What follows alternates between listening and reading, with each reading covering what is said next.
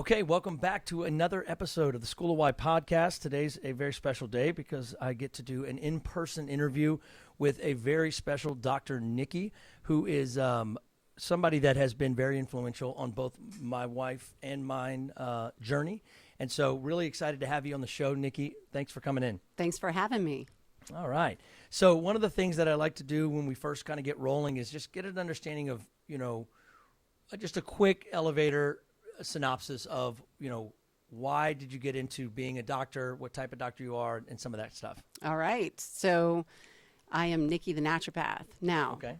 So I want you to know, Frank, I often tell people, don't call me Dr. Nikki, because doctor to me is really just a teacher. And aren't we all just teaching? That's so right. Your question is, why did I get into this? Personal reasons, really. Most of us have our own health challenges growing up. And my childhood environment was influenced by, my parents were high school sweethearts and they were young parents. They did the best that they could, God bless them. And my mom struggled a lot with addictions. She struggled with her self-esteem and prescription drugs, that sort of thing. So I saw firsthand, as the oldest daughter, what it's really like to not love yourself, maybe not value yourself, and surely not take care of yourself for longevity. Okay. And so that was the personal thing that really drove my why become a naturopath. And then I fell in love with my college sweetheart. And I'll say this. No one really consciously chooses addictions, but we all have an addict brain. Yeah. And my late husband, who passed away in 2012, he and I sorry to met hear in that. college, and he struggled with addictions as well. His was more alcohol. And so over the years, what drove me in my naturopathy was more to attack things at a subconscious place, not just with preventative, right? I mean, it's enough to drink water, rest, remove toxins from the body, avoid things, that sort of stuff. But as we all know, in the year 22, cancer doesn't discriminate. Addictions are always there. Genetic issues passed down in the lineage, all of these things, right? So I just wanted to do it differently. And so I'm not just a naturopath. I have trademarked something called Holistic Redesign. And the methods that I use are blending naturopathy, traditional naturopathy, but also I use biofeedback and voice analysis software to really indicate, it reveals to me what's happening at a subconscious level. And I wasn't able necessarily to help mom as much as I really wanted to, although she did maintain sobriety for a year before she passed several years ago. And I'm able to raise two daughters with the information I've been collecting over the years and the technology that I use, and pay it forward. Even though Andy's not here, my late husband passed away in 2012, right? I can still take what he and I started and pay it forward to his children, whom I love. That's another why, right? You got that? I do it for my kids. Yeah. I do it for my kids. I do it for other people. I love Yeah. that. Okay, so first off, I'm very intrigued by this because I coming into this, I knew obviously about the holistic redesign and a lot of stuff, but a lot of the work that we've done has Right. been mostly about like me or about Your my wife. wife. Yeah, Yeah. so it's like as much as I did not realize that the driving force behind this was actually your passion for trying to overcome or help people overcome addiction. Yeah. Is like one of the big things. And so as you know, I've been sober for almost 15 years, so I'm very much involved in that. Right. And unknowingly, I actually have sent some of my people to you that after they get over that initial hump of detoxing and really staying sober for a year or so, and they're looking for something deeper, right? Right. A lot of people, they get into this idea that if I can figure out why it happened, maybe that'll help more. Which ironically, and I think this is going to be an interesting back and forth, because I believe that the why I'm a drug addict or alcoholic, as far as getting sober, is completely irrelevant, which is kind of interesting, because what happened for me is I had this scenario where I was trying to figure out why was I an alcoholic, or am I an alcoholic or drug addict, right? 15 years ago when I first started, I wanted somebody to tell me that like I really am, because otherwise I wanted to keep going, right? I didn't want to stop this. I love drugs and alcohol, so stopping seemed ridiculous when you are the drug addict and alcoholic. And what happened for me though is I had to get to a point where they said, you're like the guy who swims down to see why the Titanic is sinking instead of just getting on the damn lifeboat. Right. You see what I'm saying? If I knew why it was sinking, then maybe I would get on the lifeboat. Maybe. sounds ridiculous, but a lot of us get into that. It's true. And you can't help it, right? But what I love about what you do is that you help take those tours down to the Titanic. You get down there, you figure out why, but in the end, you still got to get on the goddamn lifeboat. That's right. You got to choose. It's all about conscious choice, and how curious do you really want to be? I have found over the years that, I'll say it this way, even though we'll do deep dives together using technology, a lot of times things don't surface until the environment is conducive for the healing. That's right. You and I've talked, go ahead. Well, I was just going to say, what I've kind of taken that as is like, until somebody's ready or they're desperate enough, they're not going to make the changes to use the information, right? Right. Because information and knowledge, everybody thinks that's power, right? But it really isn't until I use that power to create an experience. That's when that becomes relevant or valuable, is when it translates into something. And if they're not ready, all you can do is try to get them ready, which I do love about that. So tell me a little more about that journey, specifically the holistic redesign, because I feel like the thing that was really attractive about your program is the way that you use the biofeedback and the holistic redesign to bring someone through a journey. Because I watched you with me and my wife, who've done tons of therapy. We've done experiential therapy. We've done all kinds of different, journeys in the wilderness and everything you can think of. I've been in every 12-step program. I qualified for 14 12-step programs, and I won't name them because technically I can't with the traditions, but you can just imagine which ones they are. And even with all that, it's still like sometimes you're missing something, especially for people, and I don't think my wife would mind me saying this, that have had more trauma in their childhood than maybe I have. Right. So to that point, like, tell me a little bit about that, because I think that's the most exciting thing about what you're doing in your program. So what I'm hearing you say is that despite years of counseling and therapy and trying all the trendy things over the last 20 years, you personally and in couple sessions, you're telling me that you're finding that holistic redesign sessions is pretty unique, right? 100%. Okay. So now I'm like, the butterflies are coming. I'm feeling the feels. And I have seen some shit. I mean, I have been to every experience you can imagine. Wow. See, so in my 20s, I can't tell you how much money I dropped on therapy, this and Al-Anon that. And, because you're an adult child of an alcoholic, and you're Al-Anon, and you're codependent. Maybe you're an overeater at times. Oh, exactly. Gambleaholic, sexaholic. You don't have to go through all the lists, but I get it. Holistic redesign came to me over time. First, it was naturopathy, right? As I said, I wanted to prevent maybe the things that I had been exposed to with my mom and my late husband. I wanted to prevent disease, and I wanted to help myself be healthy and whole, and I wanted a healthy family, right? So it started with naturopathy, but years of therapy in my 20s brought, I'm going to say, slow change. Therapy, counseling, sweat lodges, retreats, participating in different thought leaders, workshops. I mean, you name it, I've tried it as well. That's right. And it wasn't fast enough for me.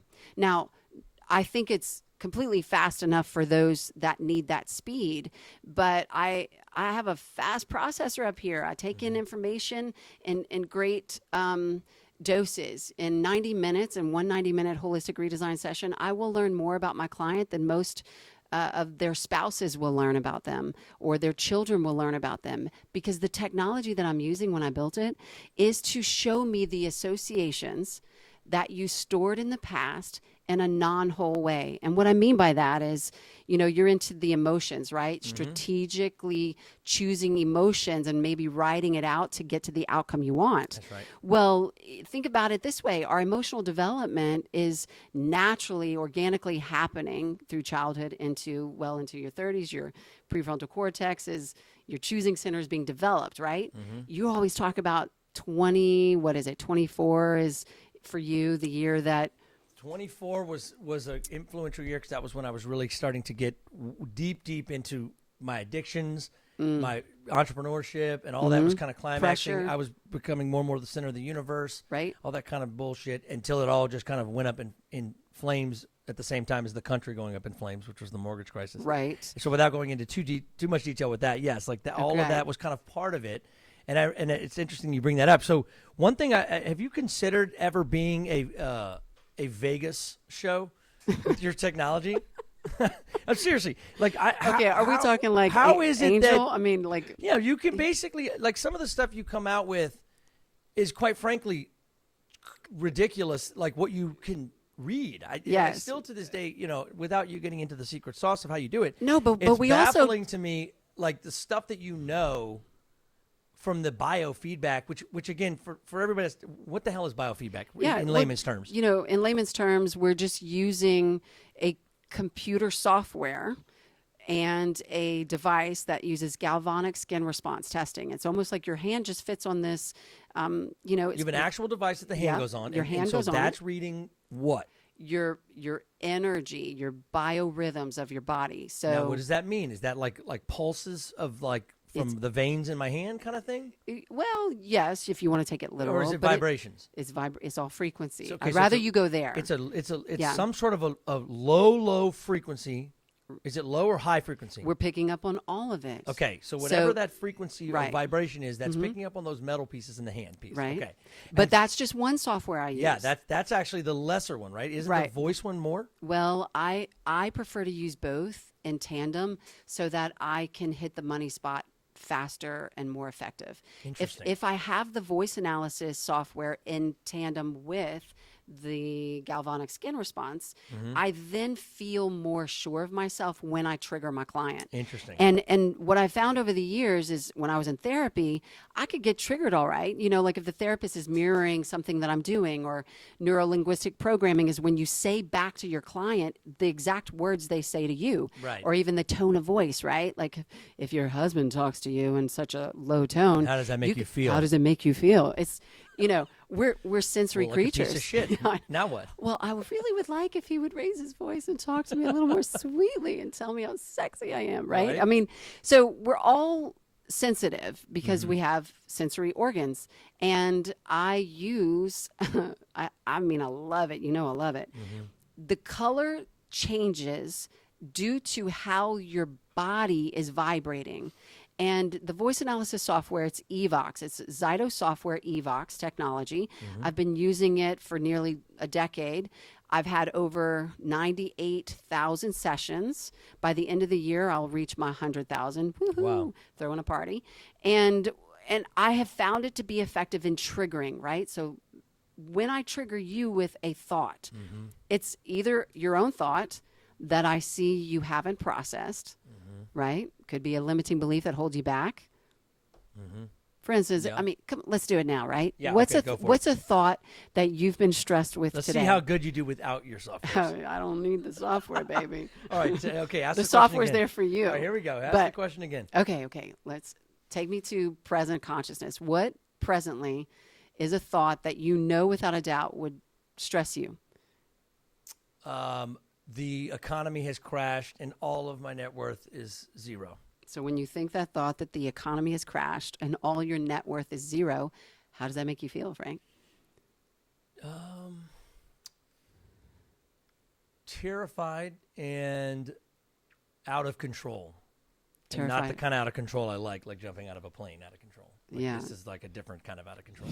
You're like, this is not a non-exhilarating out of control. Vibe. I'm comfortable being out of control. But Okay. this is a different kind of out of control, yeah. So if we were in my office, which you've been there, but our listeners have not, I would have had a basically, like a guitar tuner. Yeah. Right? Yeah. That's a so good analogy. you just were speaking your thoughts and feelings with me, both your thoughts and your emotions, because I prompted it, right? Yes. So if you weren't aware that you were thinking and feeling that, I would see you out of tune on our voice read. You would present in the music notes on the software, because there's 12 zones that match up with 12 musical notes, C being our home do, connected to all different really cool things. But just to give you a little insight, if you were out of tune in your fear zone, Okay. right? And the technology was showing me red instead of white, I would know you're out of tune. And that red would let me know exactly where to go to start tuning your fear. Now, there's nothing wrong with an emotion. All emotions are within us, without us. All frequencies are there. But if you don't have the skills or the know-how and how to take that emotion and strategically use it for your highest good, or how to use your feeling to love your reality, my methods will help you do that. And then we see in real time, kind of like a guitar tuner, you can see when you're plucking that string right before you, or hear it if you have it audibly, hitting the note. I'm just tuning you to you, not to me, not to what I want for you. You set the intention of what you want, and I get you there.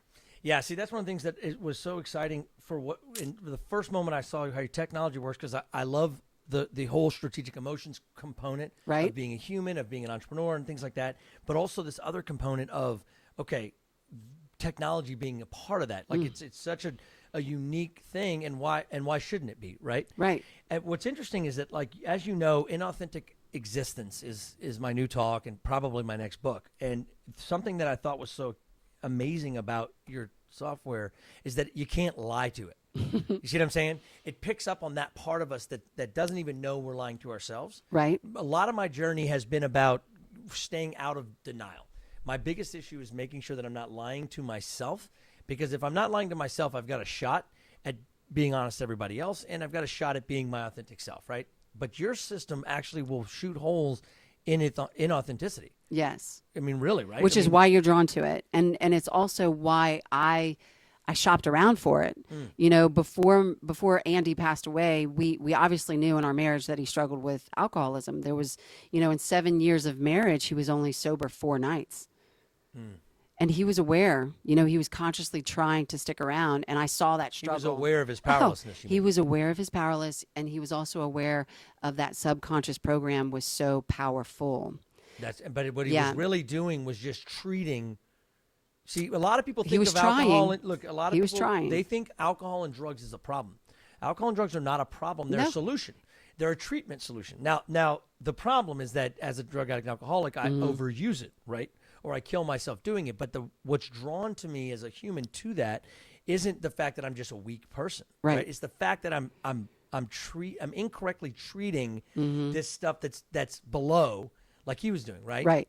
Well, and the voice analysis for him, I could see in our sessions that he had unprocessed stuff, not necessarily from his childhood, but things that were passed down from his family tree. His ancestors struggled with alcoholism. Just like literally in his veins. Right. Yeah. Okay. So even though, so now let's kind of bring in a little epigenetics, right? This trend of the environment can turn on and off our genetic code, right? So if I was contributing, and I'm embarrassed to admit, if I drank with him, then I'm not helping him overcome something. I'm drinking with him, and I'm just in the vibe. The environment is vibing with alcohol, Now, since his passing, I have dated other men who struggled with alcohol, and I made a conscious choice. Yeah, right. Well, go figure.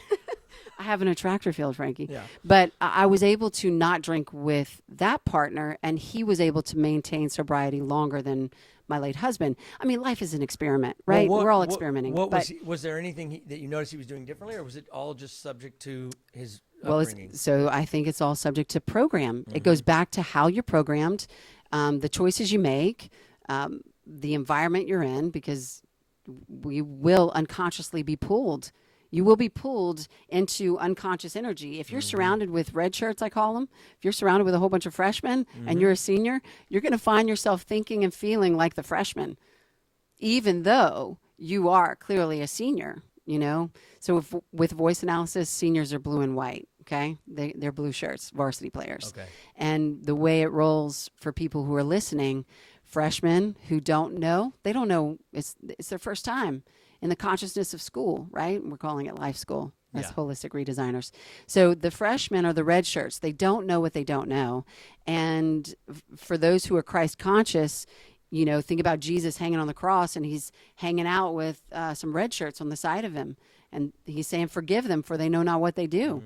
He's just got some freshmen, even though he is about to graduate life school, and he's got his varsity shirt on. He has found a way to overcome. He doesn't have to think about who he is or his authentic self, this Christ conscious being, because that which in Christ is also in us. Are you in agreement? Am I in agreement? Yeah. Yes, I am. It's interesting that you're bringing up Jesus and Christ. Tell me a little bit more about that. Are you back to the holistic? Well, so Andy and I met at a Bible college. That was a trick question.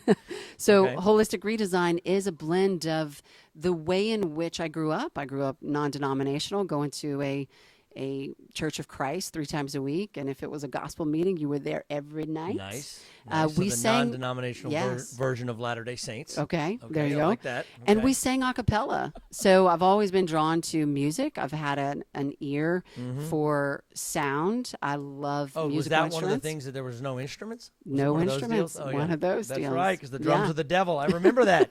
It I was- remember the drums yeah. of the devil. And how painful, though. Like, our family loved music. And I'm like, why can't we sing with a guitar or a piano, you know? Because we don't want to become one of the fallen devil angels. You know what I'm saying? I know. We got to be careful. You never know when you're going to become one of those fallen devil angels. You You can never just know. slip right into it. Next thing you know, you're a fallen devil angel. Well, I like to call them unconsciously unskilled. Yeah, Richards, okay, exactly. Okay? It hits a little bit better in today's like kind of cancel culture to say Right. that than say like, oh, I think you are possessed with a demon. You know, because it's like, okay, what are we doing here? Well, Holistic Redesign also blends spirituality. I mean, holistic implies mind, body, spirit, correct? Yes, of course. So when I'm being my authentic self and I'm bringing my methods to the table, I am bringing some theatrics. Like, I am a stage manager in my sessions. You know, I'm switching to this and switching over to that, just like you are. Well, ironically, You know? okay, I got to jump into this. Go okay, for so it. You know, my upbringing is similar to yours, but we're both kind of like on this journey where like we believe that Jesus was the Christ. We believe in all these things, but it's so mutated over the last 2,000 years, the Yeah. actual practice, that we're kind of like, okay, whatever. I'm over the practice of it, like at Okay. least in the traditional sense. Yeah. Which ironically, so was he. Right. Right. Anytime he went into church, he mostly just whipped everybody for making it into a marketplace, and he mostly hated church people and went and hung out with the hookers and the tax collectors or whatnot. But you know, with all that being said, it's interesting because you saying Jesus or Christ for a lot of people is a trigger. It's ironic, especially because it's like this. It's one of the biggest triggers. Yeah, it's like it's a wonderful trigger. I actually like it because I don't broadcast that at all unless I'm on a one-on-one, right? Right. That I believe that, and it's partly because I don't want to alienate myself with the people that have a warped sense of what that even means. Well, and let's see what I'm not saying? judge, right? Let's not judge.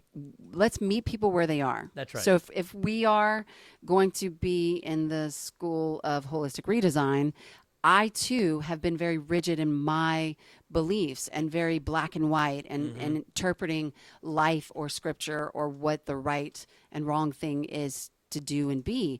But now that I've been reframing myself, instead of seeing in the macro, I'm going macro. I want to learn from everyone's beliefs. And their thoughts could be the very thought that I need.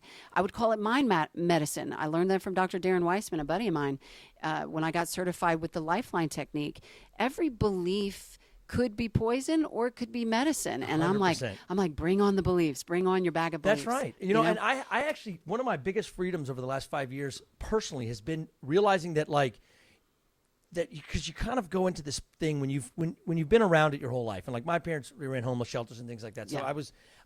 I've been in behind the scenes in the business in multiple denominations and all that, right? Then I Right. went to, the Middle East and Beirut and lived there for a while and got to understand the Muslim component and the Jewish component and the Buddhist and Hindu and India and China. And so I can appreciate all of those. And sometimes I joke and say that I'm a Taoist believer in Christ. Which is fine because I feel like Jesus was also a Taoist You know believer what you in mean. himself. You're saying what you mean. But at the point, what happened was I realized, okay, am I still open-minded to like accepting maybe that they're not right or wrong or that theirs is not better? Let's say like They Christianity, just are for where they example. are. Yeah, but who's to say that? Like, why can't I accept Christianity the same way I accept Muslim, Judaism, and Hindu and Buddhism? Or Taoist, like you see what I'm saying? I So caught this myself. but this is where that strategic emotional Yes, and intelligence comes into play. because it can all. What I love about you talk a lot about duality, right? And this idea of like both things can exist because we're constantly thinking like that it has to be one or the other.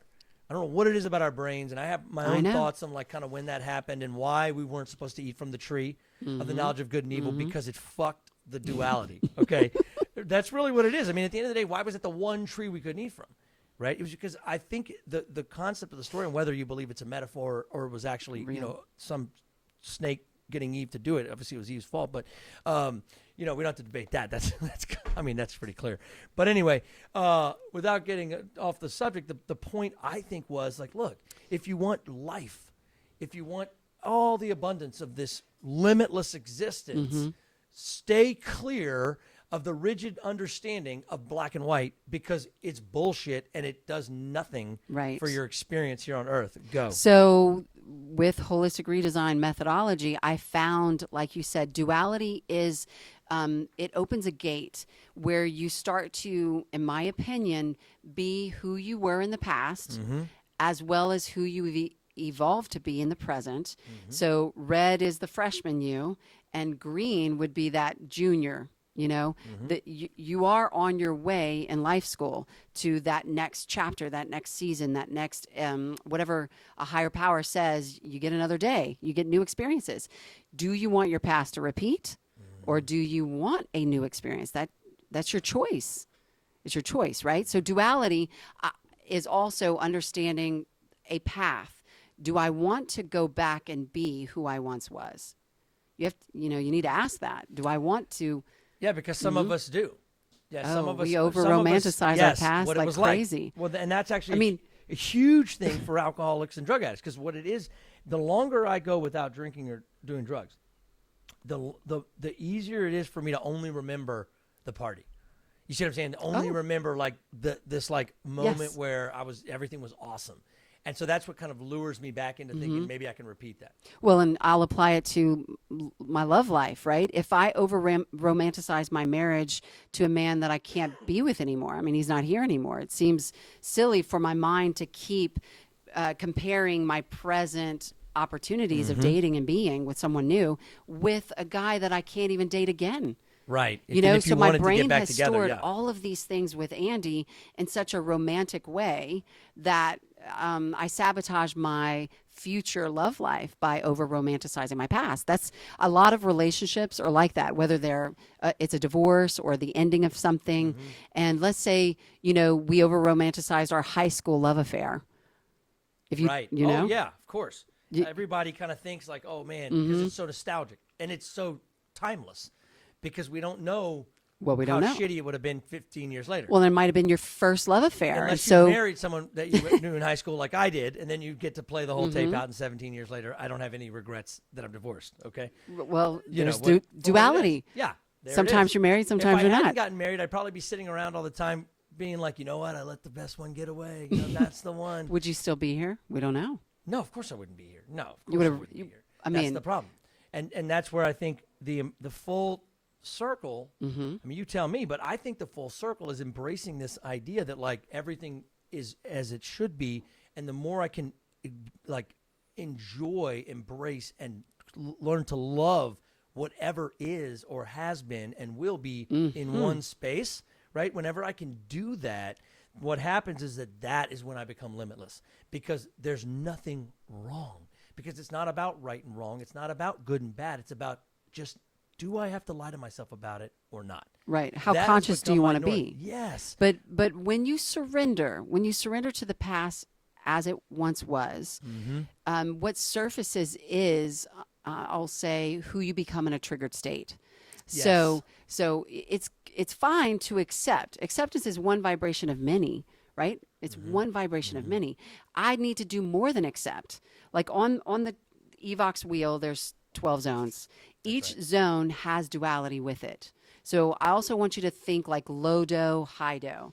And when I'm red in one zone, I have to figure out, am I out of tune with my past low do self, where things are still moving low and slow? The lower notes move through time and space slower than a higher note. Okay? Very good. So I've got to find out, when you're red in zone one, Frankie, is it because you're blocking that version of you, the future version of you, the best part of you, guiding you, your senior self? Are you resisting stepping into that next best version of you, your authentic self?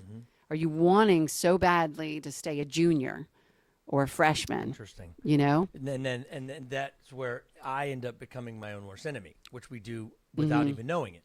So if you're red in zone one, and I'm not like, saying too much, everybody can be red in zone one, the music note of C. It's either going back in time to your roots and how you were raised, and do you love that? Or it's, can you love where you've been and become the duality and still be proud of who you are as you are different from the family tree, or that, So basically harmonizing. Oh, not only harmonizing, but raising awareness, because you might be the only one in your family tree to go and do and be something different. Whether you're stepping away from, you might be the first to get divorced. You might be the first to leave the church. You might be the first to, pick a career or not pick a career. Maybe you don't want to go to college, right? Interesting. Okay. So, one of the things you said, C is red. Yeah. What no. What is all music notes can be red, yellow, green, blue, okay? So and anything white. can be C. Because I was just gonna see the way I operate is I'm like, okay, just tell me the key I'm supposed to be, and I'm just gonna slam E if that's white. I know. You know how I am. I know how you are. I'm like, what's the key? But that's not sustainable, I know. right? Like I really get excited when, let's say, this senior in you can take your freshman self under your own wing. If you can just metaphorically get Absolutely. back to high school. No, and that's why I think a lot of the whole, like, what do you call it? Inner child work and a lot of that stuff we talk about. And it's all imagery. wrapped up into this. Yeah, because that's kind of that, like, how can I... most people are the most happiest when they're okay with showing up as both, having the inner child there and being able to protect the inner child, but understand that, like, that's why there's also an adult self and all that stuff. Well, so let's layer this in with holistic redesign, because you've been asking, like, what are all the components to this machine that you're drawn to? In order to change the brain, we already established that I have to trigger you, right? Yes. So the brain changes in a triggered state. Now, whether I trigger you with a new thought or or you trigger yourself, you have an opportunity to change. Everybody can change, even if you're slow to change. So this is neuroplasticity.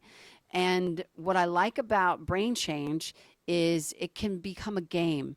You can do it quickly, but it requires stacking a thought on top of an old thought.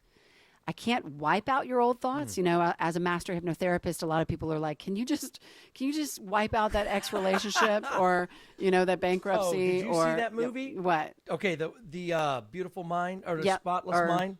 Ooh, You remember that with the Spotless Mind? What was the name of that movie? Yeah, you're gonna have to look it up. No, this movie was with who's the one from Titanic? The lady. Kate Winslet. Kate Winslet and Liar Liar. Oh, This is turning into a taboo game. Carrie. What's his name? Jim. Yes, Jim Carrey.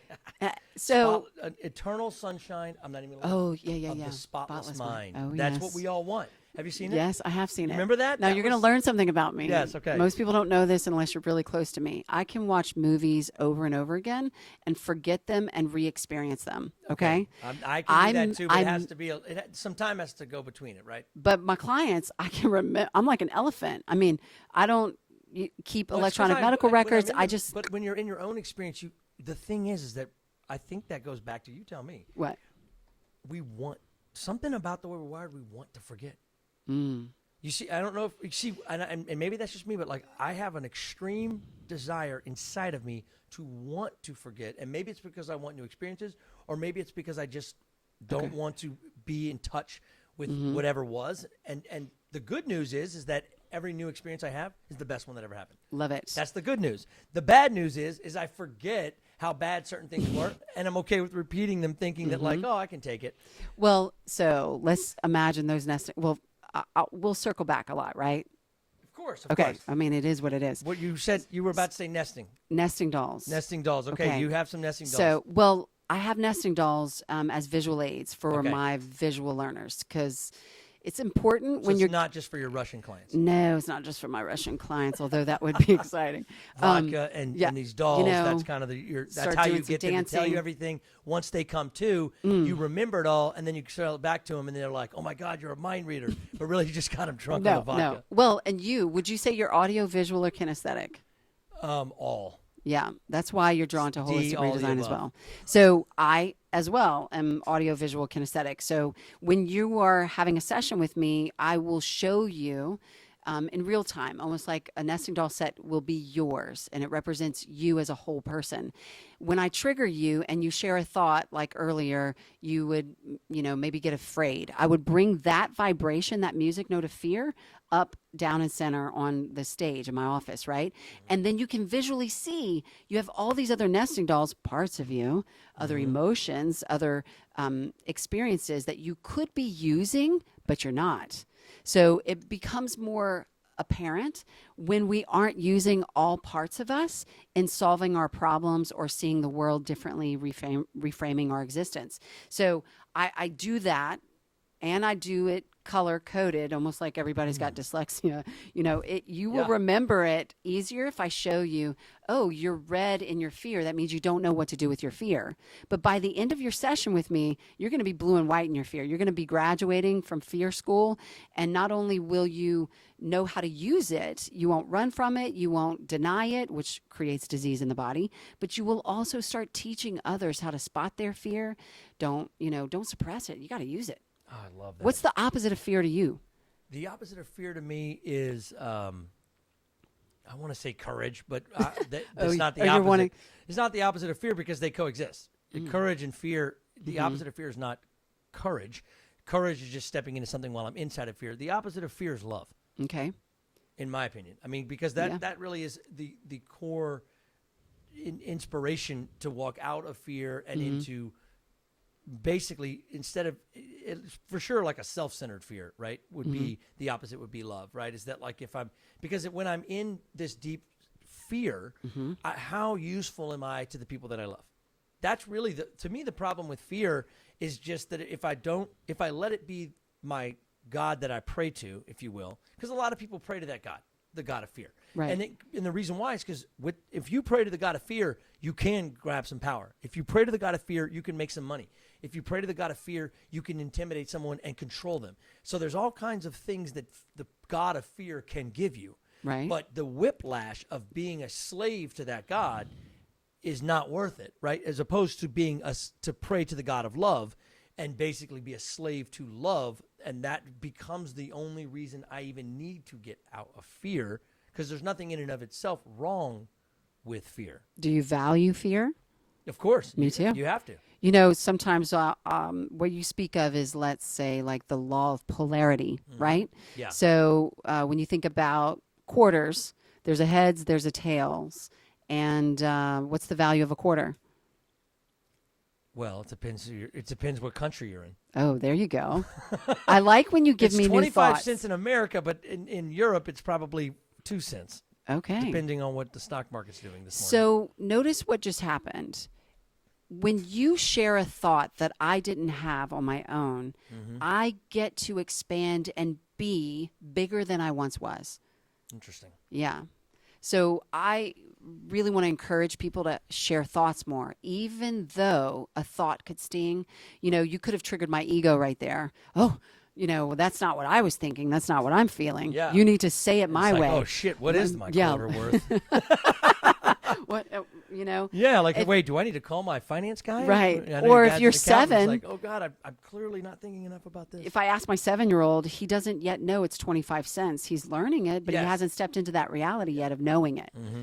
So he might not say 25 cents. By the time you're 15, you trust that it really is worth 25 cents. Exactly. But by the time you get older, you realize, oh no, this isn't worth anything, because obviously it's all just a scam from the U.S. government. Now, this is not a political no, it just deal, is. So But, I don't want to get too deep into that. But values are important in the work that I do, because a value system, people are going to do. Green is, in voice analysis, it's doing. It's an actionable energy. So you and I were just stacking on top of that the premise of duality. It's always there. It's always in our reality. But how conscious are you that you once were a freshman in your red shirt, yellow or sophomores trying not to be freshmen and trying to change, right?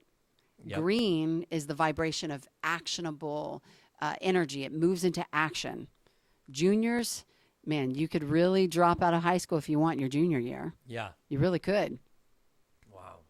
Or stick with it. Okay, so first of all, we are out of time for today's session. There it is. All right, but this is going to be just part 1. We're going to have you back on the show soon. I'm super excited about that. So this is part 1 of Holistic Redesign to become your most authentic self, right? Your live your most authentic existence. So I am so excited that you came on. Really looking forward to part 2. Thank you so much. Thank you so much for being on and for being a part of the School of Why. Thanks for having me. All right. So until next time, please tune in. We'll be looking forward to seeing you guys again at our next episode for part 2 of Holistic Redesign, learning how to live your most authentic existence through biofeedback, And and voice really analysis. owning the duality of all Of our things, reality. of all Yeah. things. Okay, there it is. All right, guys. Talk to you soon. We'll be back.